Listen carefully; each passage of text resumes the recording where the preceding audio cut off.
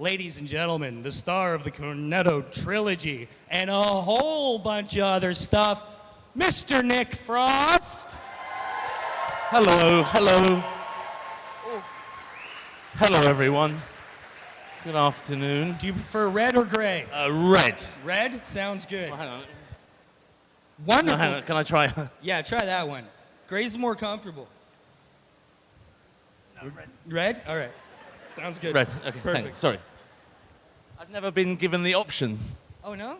No, you just sit where you... Pretty much. You just sit where we like to make you guys comfy. It's nice. You know? We like to chill. That's why we got the couches, a nice little intimate atmosphere here. We got a microphone. Oh, wow, my microphone's loud. We've got a microphone for questions right over here at the front. So Nick and I are going to have a little chat, but if you have any questions, please feel free to line up at the microphone here. And we will take your inquiries, but I get to start. I've had the pleasure of doing this con for a while now. And of course, I always start with things that are of personal interest to me. Okay. Because I have the microphone and I'm selfish. Sure. Right. So whenever I have a guest who's been involved in a certain franchise, I always go straight to that. That would be Doctor Who. Okay. So, not only getting to grace Doctor Who, because I'm sure you were a fan for years. Yeah. Right. But getting to play an iconic character like Santa Claus, Yeah. how was that experience? I really loved it. I mean, I was a fan, and then when you got a call from your agent to say they want you to be the special guest for the Christmas special, and that character is Father Christmas, it was amazing for me. I think I told this story to someone, so I feel I told it to you. I'm sorry, but here's a thing that you may not know, but when you do Doctor Who, you have to pay for your own food, which was a really odd thing for me. I kind of imagined that it being the biggest show in the world at that point, you'd just kind of get fed. So it's an odd thing that when you kind of, the runner says, oh, what would you like for breakfast? And you order breakfast and they bring it to you. And then he says, oh, that's £4.60. I was like, oh, I've never heard that you would have to pay for your own food on a set. Strange. It is really strange. Yeah. But, it's Doctor Who. I'm not going to say one. No, How I'm much not. of a fan were you growing up? My Doctor Who was Tom Baker. Right that was on. my guy. Yeah, yeah. And then, I don't know, I just kind of fell out of it for a while. And then Matt Smith kind of relit my imagination for it. Yeah, I like it a lot, What kind of comedy influenced you growing up? My first kind of, I remember watching a thing called The Young Ones. Oh, yes. With my Mail mum and stuff. dad. Yeah. That was I think I was only like 10, but that was the one thing that I was allowed to stay up for, because my bedtime was like 8 o'clock at night, and this was Right. on at 9:30. And I remember this was the first thing that me and my mum and my dad would actually sit and we together would laugh at a TV show. That's I'd never had that before, Right, right.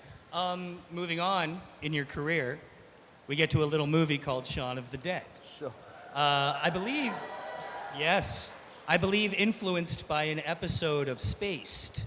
Wasn't there a zombie episode of Spaced? Yes. And then Simon and them decided they wanted to make more of a movie out of that? Yeah, I mean, I think, Simon and Edgar and I were always such massive fans of George Romero that Right. we always wanted to make a zombie film, and we had so much fun shooting the little segment in Spaced where they've been up all night playing Right. video games, and then everyone they see feels like they're in a video game.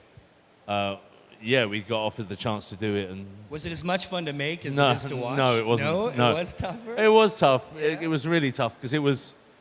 I don't know if you know this about London, but it rains a lot, and so everything that we wanted to shoot seemed to be outside, and the weather just killed us. We lost like a week, Oh, yeah? and everything we needed to shoot tons of stuff, Right. and we just never had enough time, and it was, I don't know, it felt like a big step up from doing a TV show to then doing a feature film. Right, It felt like we were messing with the big boys. You know what I mean? Yeah, The yeah. crew were different, and Yeah. the crew seemed somehow Yeah. tougher. Right. You know. Right. Did it feel like things exploded after that? Yeah, I guess. You know, it's difficult when you're there because you're kind of working from job to job trying to pay your mortgage, and you know it doesn't feel like, whoa, I'm now in the Beatles. You know what I mean? But we did a press tour for Shaun of the Dead, and I think we did like 20. Sorry, I just noticed there's a whole quarter of a room over this side. Hello, hey. You know, we did like 20 US cities in 25 days, and Wow. and showed the film, and people loved it. And then we did exactly the same when we did Hot Fuzz. Right. I think we did 26 cities in 31 days. Wow, yeah. But the difference between doing those going in and introducing the movies, it was like you got a sense that people really loved Shaun of the Dead. You know, it was like come in here touring as like Cooler Shaker and then coming back and you're in the Monkeys. You know what I mean? You could feel like a tangible, people... Was it released here in Britain at the same time? Or no, I think it was in Britain first, and then... Okay. And then it kind of word of mouth. We and did exploded. Australia and New Zealand and then came over here, you know. Right. I'd expect those movies actually, as much as Shaun of the Dead seems a little difficult to pull off, the movies got a little bigger, Hot Fuzz, World's End. Yeah. I would think World's End was actually quite a feat, the effects and yeah. the digital action in that. But it just, you know, it just feels like I mean, I think everything we do, not just as a group, but also individually, we try to want to do as much and put as much of it on the screen as we can, and of course for it to be cool and fun, and you can watch it a bunch of times, and for these things to mean something to people personally, you know. I think that's what we try. Well, we don't try and do it, but you know, we've always made films and things that we care about, and we want to make each other laugh, and in doing that, we've never tried to dilute what it was that we thought people liked. It's just there are a group of people in the world, all over the world,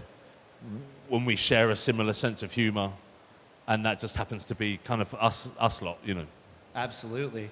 So these movies break out, and you're, you know, relatively well known at the beginning as a comedic actor, right? These are hilarious movies, but they give you the opportunity to start branching out into some really cool other stuff, like Pirate Radio.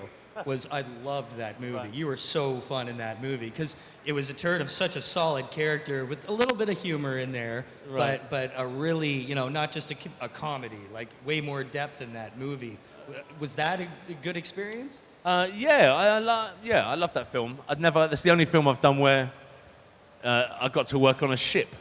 Right. Which was amazing because we shot a lot of it on a big ship. And you were actually out there? Did they make sets? We were. So were you in the small cabins shooting? Like... Well, a lot of it was, we had like a room this big and they built the ship inside the studio. Right. And then each cabin had its own set. Yeah.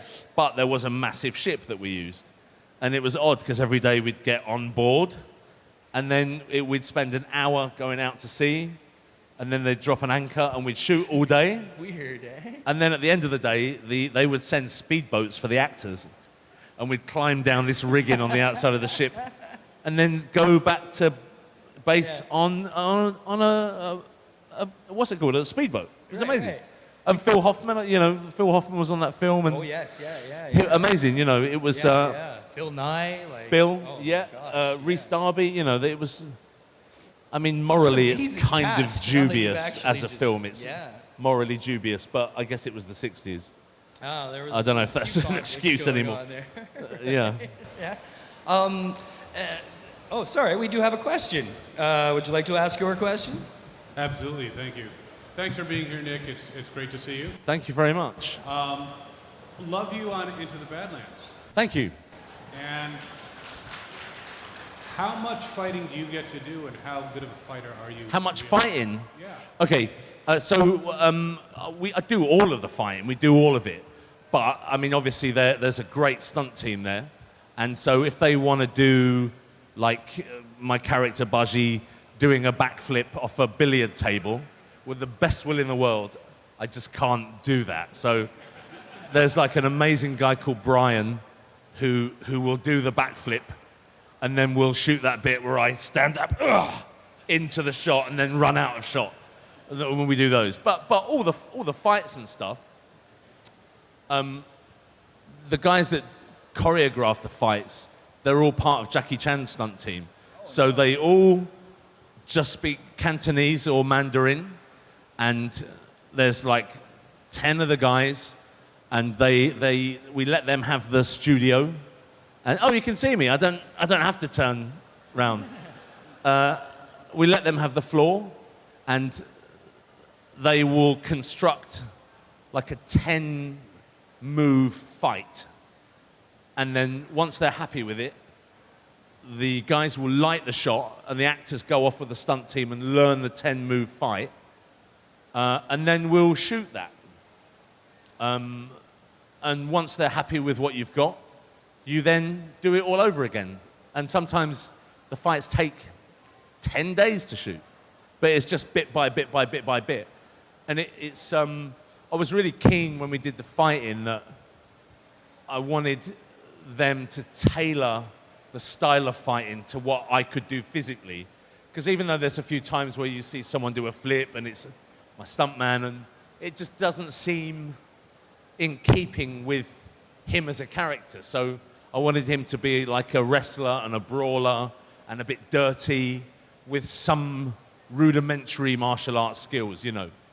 And so I think they kind of tailored a nice form, you know. Awesome, thank you. Thank you. Where do you shoot Into the Badlands? We shoot Into the Badlands in Dublin, in Ireland. Oh, really?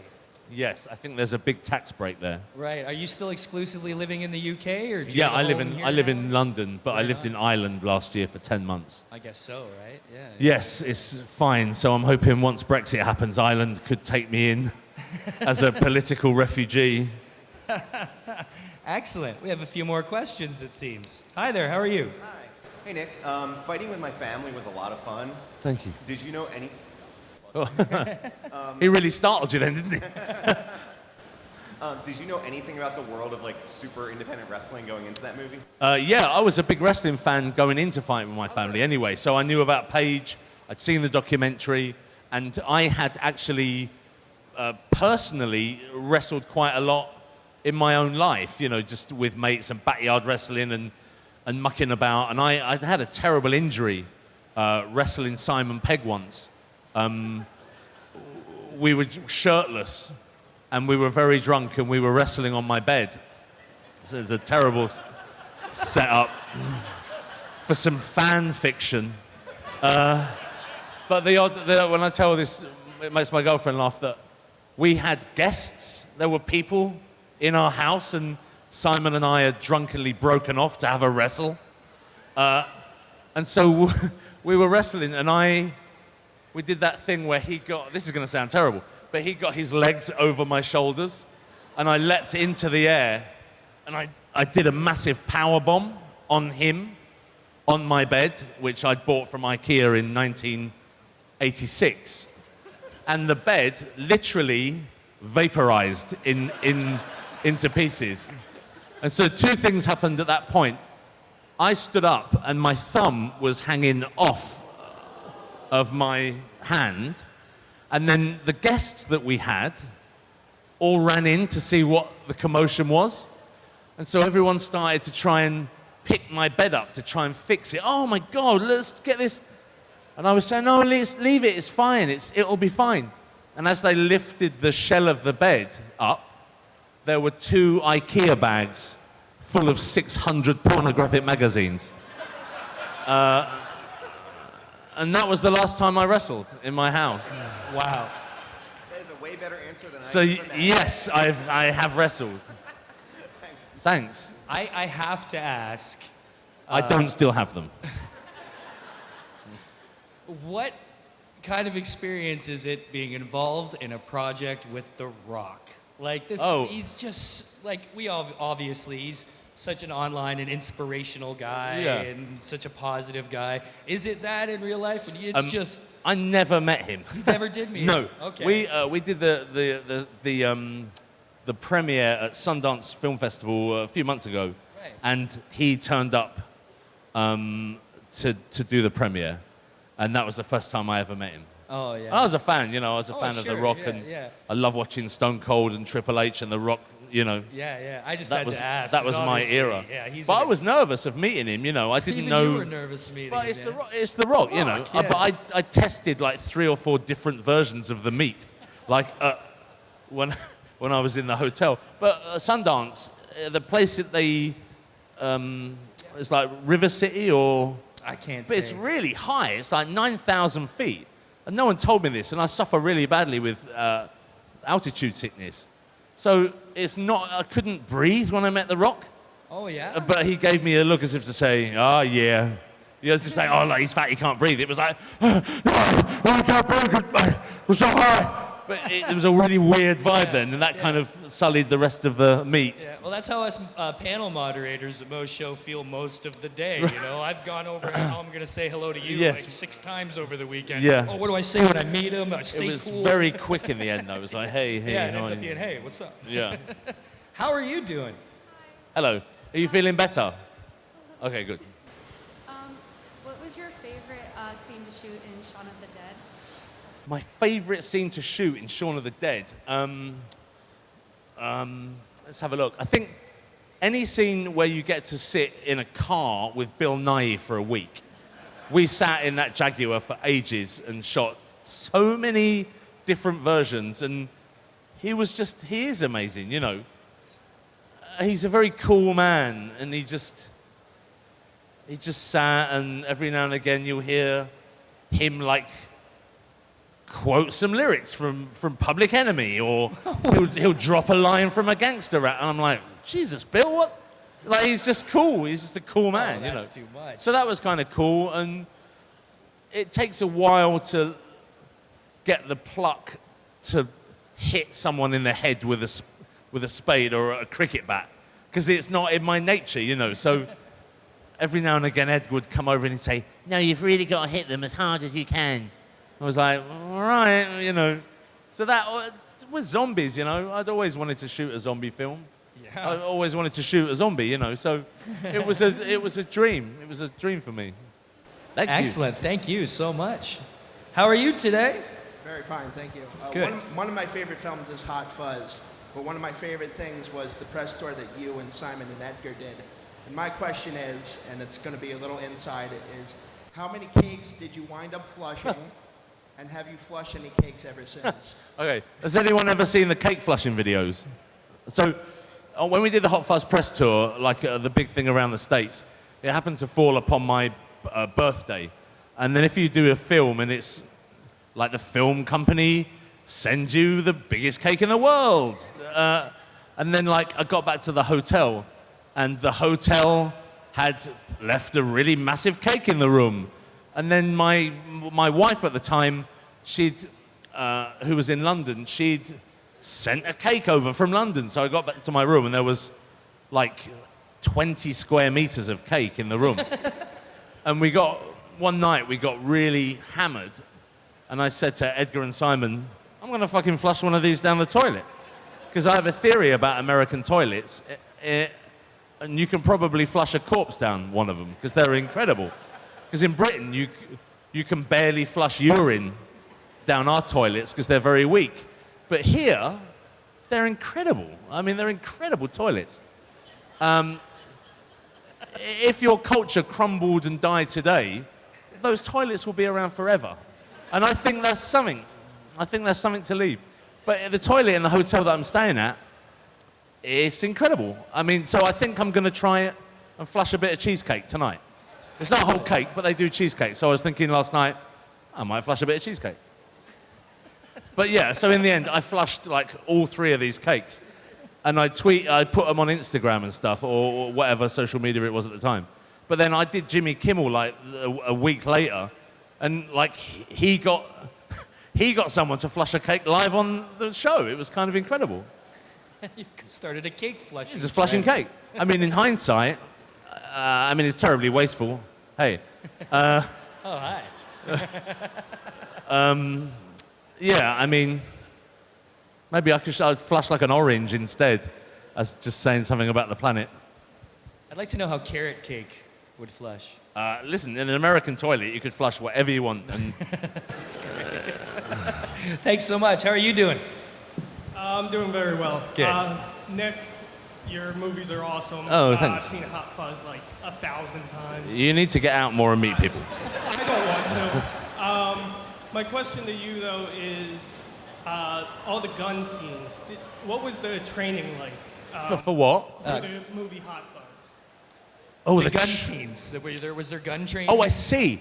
Yeah, I mean, we did bits and pieces. It's always, but it's kind of, you know, the gun scenes. When you train for gun scenes in Britain, you can't even fire guns in, you know. So they just show you. Shame.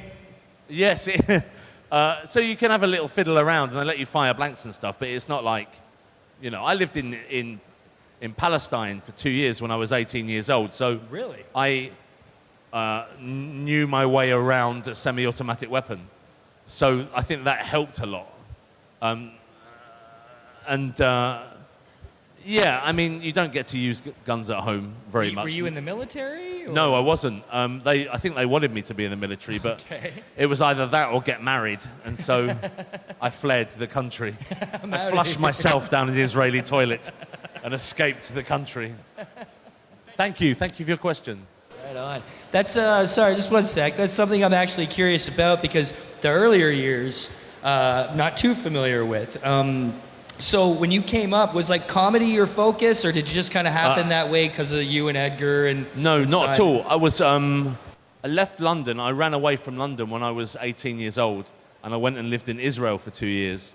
I probably shouldn't, I can't legally talk about why. Yeah, okay. I flushed a woman down the toilet. I'm just wondering if like you wanted to be a comedian. Oh or no, you just I didn't wanted to be an actor. No, I didn't want to be anything at all. I had no plan. I was a waiter. I worked on building sites. It was about how one could buy weed. That was my focus. I didn't know what I wanted to do. I left school at 15. I'm terribly dyslexic, so I had no exams. And I was just happy messing around, getting into adventures. And somehow there was a thing in me that always said that it would be all right. Right. Now, I've got 2 children, so if they, either of them were to come to me and said in the future, don't ask me how, but I just know everything's going to be all right, I'd have a big problem with that. So, Were you always like the funny guy though? yes, People I always think to tell my you you were detriment. funny and- Yes, Okay, yeah, but right. because it then takes you years to be taken seriously, Right, you know. right, yeah. It gets to a point where you can actually break awful news to people and they laugh, you know, and then you have to say, no, really, Lady Diana has died. You know, you have to get to a point where you have to say, no, I'm being serious. Right, yeah. It's But kind it of annoying. It helps you in certain ways, though, because you can be so funny and you seem like, you know, the funny sidekick in Shaun of the Dead or whatever, but you had so many sweet moments throughout those 3 movies, like especially Hot Fuzz. Yeah, I mean, You're some really people say sidekick, so but you sweet. could also say comedy heart.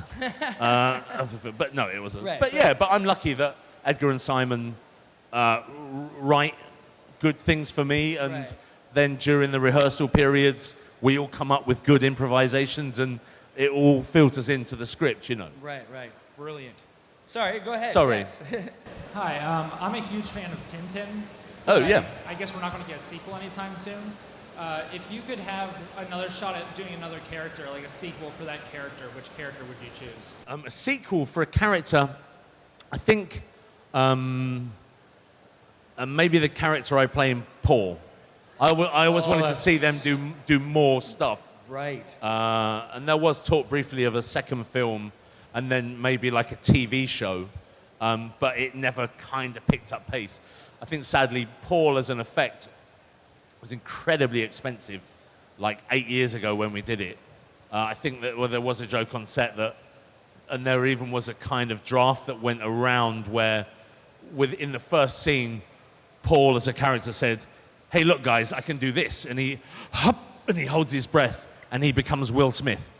Because it would have been cheaper to have Will Smith pretending to be an alien than actually animating Paul as a character. So it's just too expensive, I think. Yeah. But I like those guys, you know. I see a lot of them here today. Not in the, just in the general populace. Thanks, mate. Yeah, no, Paul was excellent. That was so much fun. All the performances. Kristen Wiig in that movie. Oh, she's amazing. Just yeah. off the chains, right? Just nuts. Yeah. So it's great. Hi there. Hi. Hello again. Hello.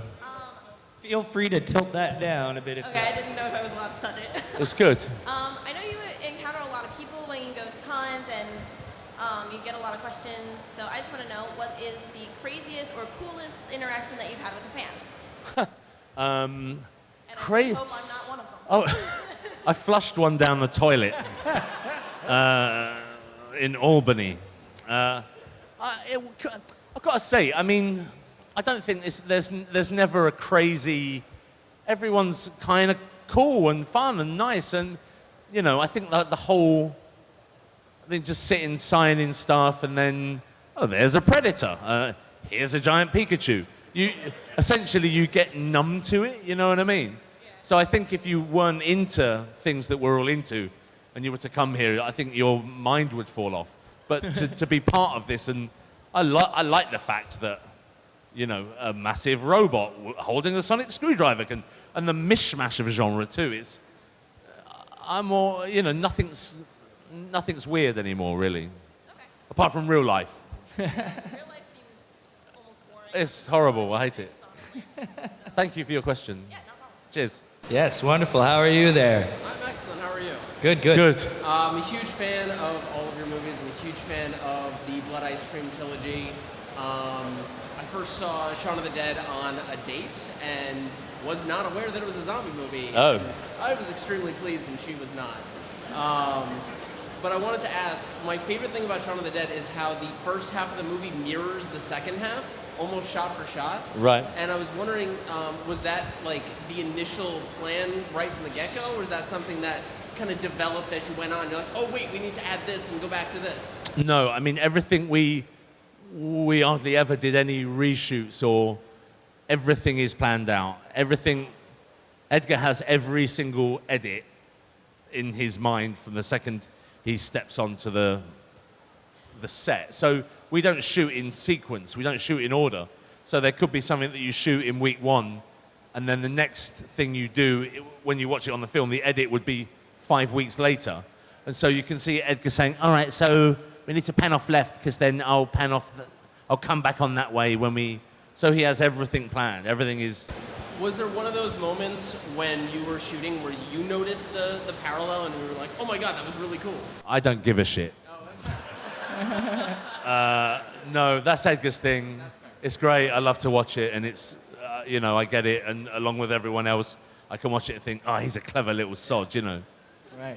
Thanks so much. Thank you. Cheers. Yeah, I wonder if it's an English thing, but one thing I've noticed with Edgar and actually Guy Ritchie is they do have these certain scene moments in the movie where it'll be a collection of shots, you know, the quick shots, like, Yeah. you know, drink the shot on the plane, Yes. go, and just like cup of tea, ready, go. Yeah. And they both kind of use that technique, and it's kind of similar. I don't know. I don't want to comment on It's that. brilliant, though. I don't know if it's an English thing, but it's a brilliant way to do it. How are you? Hello, doing good. Hello. Huge fan of Hot Fuzz. Thank you very much. My question piggybacks off the previous one. There's never been a sequel to any of your movies. Is that on purpose? Did you just want it to be isolated, great time, and not? Yeah. Yeah. I mean, the way we did it was the way it was planned. You know, Hot Fuzz is a sequel to Shaun of the Dead. World's End is a sequel to Hot Fuzz. You know, not in terms of characters, but in terms of tone and the fact it mirrors us as people growing and growing up and our relationships changing, you know. So it was built as a 3. And I just, you know, to now go back and bolt something on top of that would make it feel weird, and maybe it wouldn't make the original things feel as precious, potentially, as they do, you know. That said, if I got a big tax bill, yeah, I'd do Hot Fuzz too. Thanks. I got cakes to flush, yo. They don't pay for themselves. Hi there. Hello. Hey. Sorry. Hi, how you doing? I just wanted to ask a question. If you could be in any of the superhero movies they're coming up with, which one would it be? If I could be in any superhero movies coming up? Yeah. Oh, I don't know. Something with a rhino in it. Something with a big guy, you know. I don't know. I don't know what's coming up. No, I just meant like if you wanted to be like Avengers Endgame or something. I don't know. It's odd being a big man because there aren't many. You think superheroes could be bigger men, but it seems you need to be, just a muscular beef man. But you know, this is all muscular beef. Some of it, a lot of it is. I don't know. You know, I'll have a think. No problem. Okay. Thank you. Thanks, mate. Thank you. How are you doing? Good, how are you? Wow. Big fan of the Cornetto trilogy, of course. I like how you showed your mic craft then, just by grabbing it gently. Theater guys. So Thank I'm you. Used to that thing. Pattern for you, I noticed, was that in the first two Cornetto movies, your role is, very much the comic relief, very charming, goofy. But your role in The World's End is decidedly more serious, humorless. Yeah. To let Simon Pegg be the goofy, the messed up one. Was that refreshing for you for a change of pace from the other two, or did you miss being the funny guy, or what was that like for because the tone is so different in The World's End?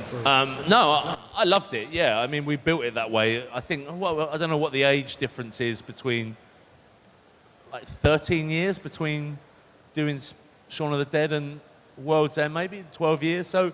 Yeah, it was just kind of showing how much we'd all grown up and I loved being that character, and I love that point when he switches after that pub fight and you see him smashing those shots where you just realize, oh, something bad is going to happen right now, And I think the roles that we play in these films reflect who we have been as people, I think.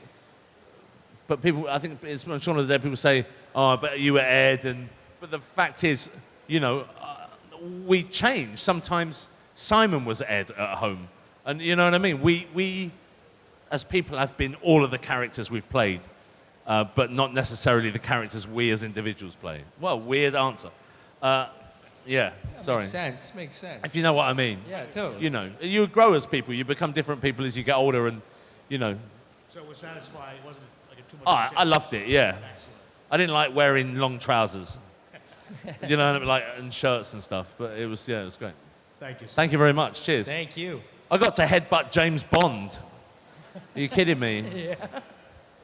Hi there. Hello. Hi, I'd like to say welcome to Philadelphia. Thank you for having me. So my friends and I really loved Sick Note. I was wondering how your experiences were during the production of it, and if there's going to be more. Oh, right, okay. I think The Sick Note is on Netflix right now. I think you can get it. It's a picture. It's a moving picture. It's a series of moving pictures that have been spliced together to make a sitcom.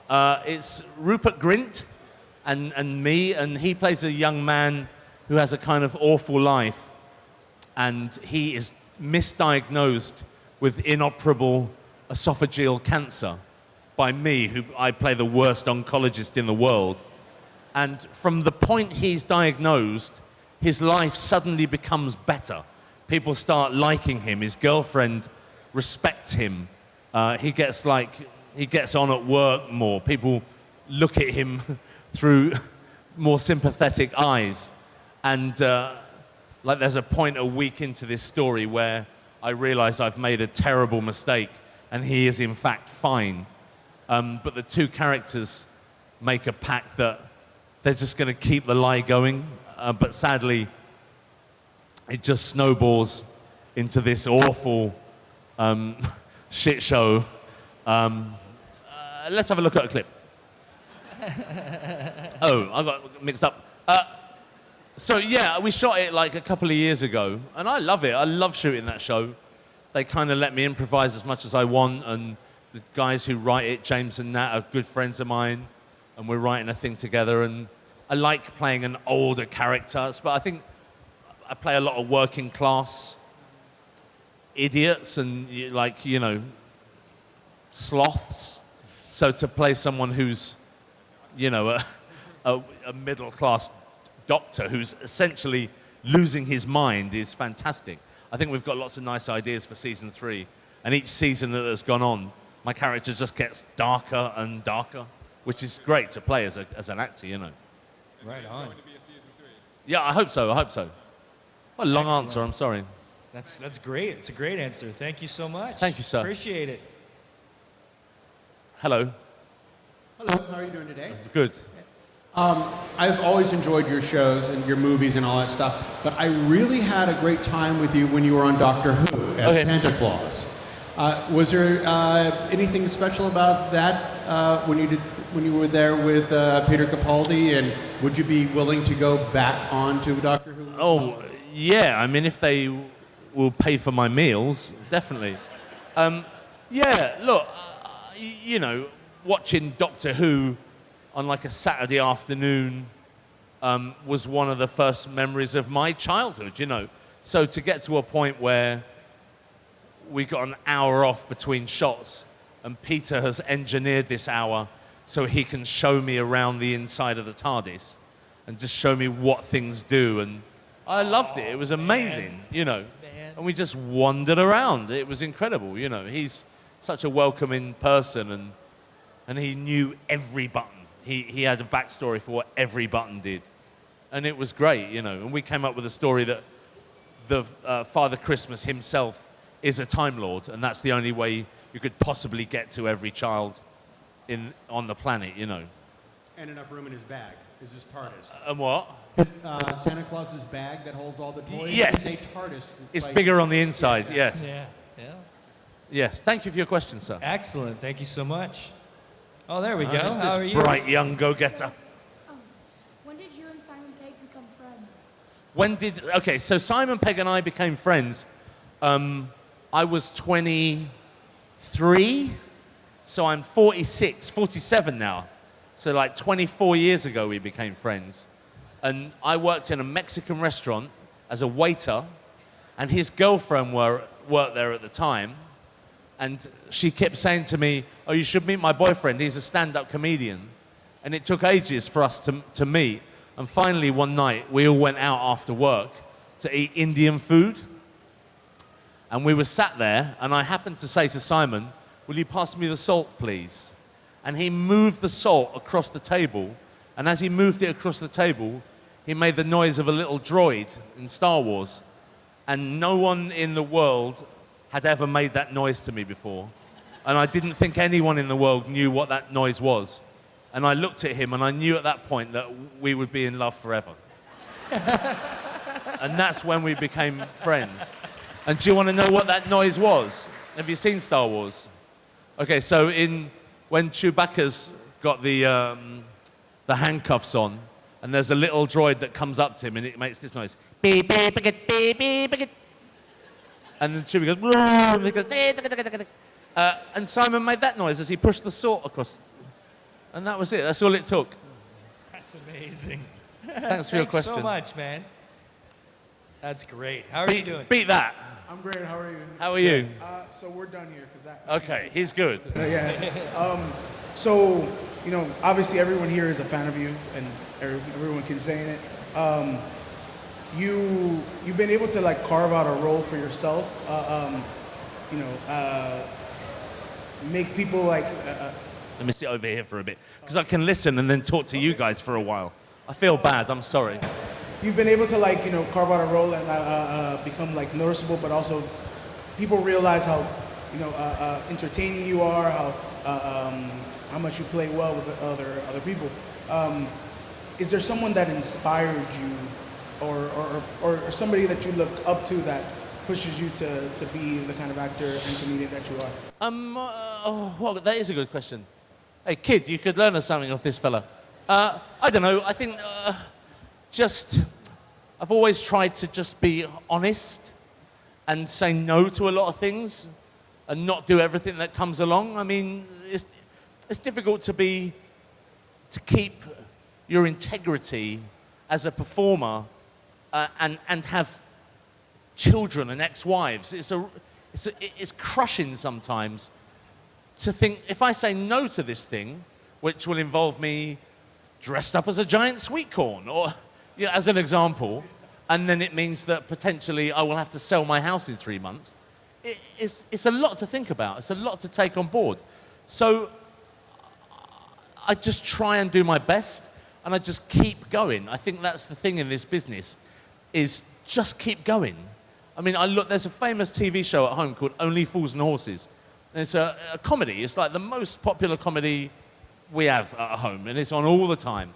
And there's a character in it who you don't see that often, of like some East End villain, and it's Jim Broadbent. And he's like a 40-year-old man. And he was there. He was at that point doing comedy, but he just kept going, you know. And eventually, I think, if you can survive, if you can outlive everyone else, people will look at you and think, hey, this guy's been around, he's pretty good. And you get your Tarantino Travolta moment where you suddenly come back round to being in vogue, you know. So don't be a giant sweet corn. Be more like Jim Broadbent. It's like my mantra. Thank you. And Thank you. for your work. Thank you. No, thank you. Cheers. Hey, how's it going? Hello. Good. Oh, that's good. I guess my only question is there an intellectual property that you really enjoy, like a book or maybe a comic book series that if the role was there, you would just fight to like be part of it? Oh God, that's a good question. Simon and I just started our own production company. Oh wow, that's awesome. And has anyone ever read the books Rivers of London? Oh, one lady whooped a bit. So they're incredible books. There's like seven of them. And it's essentially about a young police officer in London, and it's his first day on the job, and there's a murder that he goes to investigate, and he questions someone who has witnessed the murder, and that person happens to be a ghost. And it leads him down this weird rabbit warren where there's a branch of the Metropolitan Police which just happens to deal with the occult. And I loved it. I loved it. And I always thought that could be an incredible TV show, like a proper big, you know, if you had money to throw at it. And so I'd love to do that. Well, thank you so much. Thank you. Cheers. Hello. Hello. I'm a big fan, by the way. Thank you. Just wondering, what is your favorite scene to shoot in World's End? My favorite scene to shoot in World's End. Oddly, the scene where we had to do the shots of water, or there was water on the show, on the film. I found myself getting, what's that word? Like placebo drunk? Yeah, Sympathetically drunk? Yeah, I kind of did because we shot that so much, I think I did 55 shots of water. And so if I wasn't in the toilet, I was thinking, oh, I feel hammered right now. So it was a kind of a weird placebo effect. But any fight you shoot in those things, like the fight in the toilet, where Simon knocks the blank's head off, that was 10 days to shoot. It took us ages in just a tiny little toilet. And all the fights took ages to shoot, but they were amazing. When I had to headbutt Pierce Brosnan's head off, that was great because I got to smell his cologne. And it was incredible. If you can imagine how the seats of an old Maserati might smell in Italy, but someone's just peeled and eaten an orange. You can imagine that kind of wealth. That's what he smelled like. It was incredible. So I forget the question, but the answer is smelling James Bond. Thank you very much. Hi. Hello. I guess my question is about Pirate Radio. I did mention to you that was one of my favorite movies. And do you have any specific stories about you and Philip Seymour Hoffman? Oh, well, you know, I was obviously in awe of Phil Hoffman. And it's funny because when someone like Phil comes onto a set, it affects all the other actors in as much as you all want to act good, but you also want him to like you. And so there's a ripple, you know, when you see his number, because every actor on a call sheet has a number, character has a number. So when you saw his character number, like number 6, it was like, hey, Phil Hoffman's in today. And like he came onto set, and it was Philip Seymour Hoffman, you know. And I remember he had his script in this incredibly soft leather bag, and it had Phil Hoffman written on the front of it. And like mine was just like cloth-eared bits of paper, and he had his in a leather bag. It was kind of amazing. And I think we spent a lot of time chatting and having a good laugh, but the thing that kind of solidified the fact that I knew that we would get on is one day we were sat, him and I, just like in a room waiting to do our scene, and I said to him, we hadn't talked, and I just got up and I said to him, hey, do me a favor, stop going on about your fucking Oscar. And he looked and just started to laugh, and it was like, okay, you know, we'll have a good laugh. But he was an amazing man, you know. Thank you, man. Cheers. All right, I think we just got a few minutes left for a few more questions there. We got 55 more questions. I'll try to be brief. You mentioned the story about Simon and the droid sound, and Yes. then I know you did the reenactment of the first few minutes on Tatooine. And I know Simon was in Star Wars and John Boyega. Yes, I'm not going to be in Star Wars. Sorry. I was hoping you would be, but if you could be.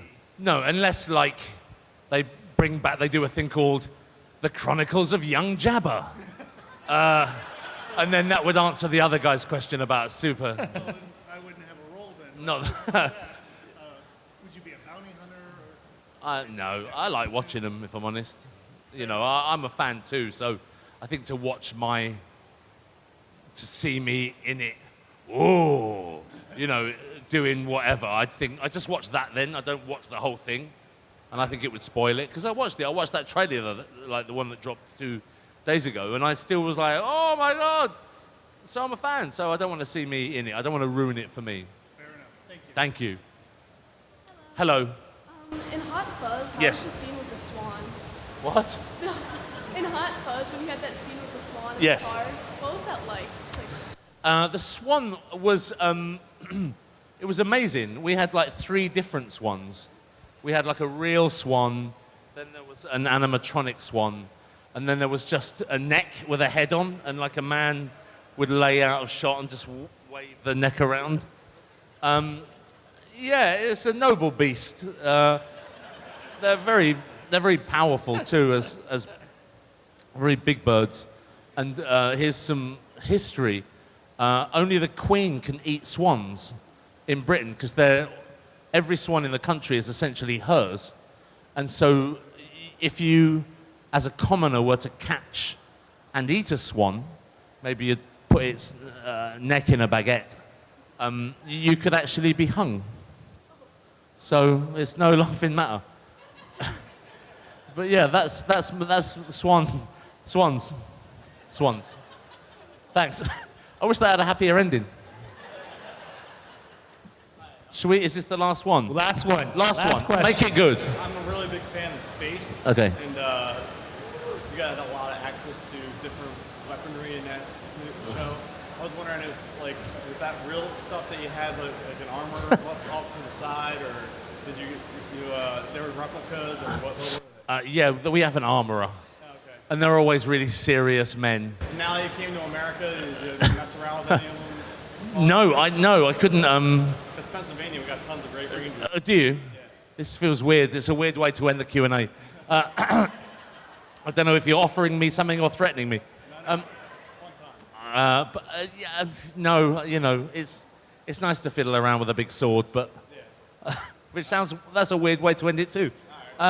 Okay, thanks. Thank you so much for hanging thanks out very with much. us today. Thank you. So appreciated. Mr. Nick Frost. Thank you. Thanks for watching all the way to the end. You can subscribe here to subscribe to the channel. There's more videos off to the left. Mr. J says don't forget to ring that bell button for more notifications.